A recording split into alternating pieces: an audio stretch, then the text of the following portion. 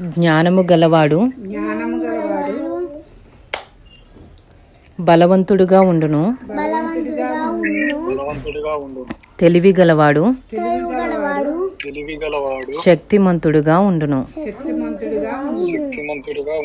వివేకము గల నాయకుడవై యుద్ధము చేయుము. ఆలోచన చెప్పువారు అనేకులుండుట రక్షణకరము. మూర్ఖునికి జ్ఞానము అందదు. గుమ్మమునొద్ద అట్టివారు మౌనులై ఉందురు. కీడు చేయ పన్నాగములు పన్ను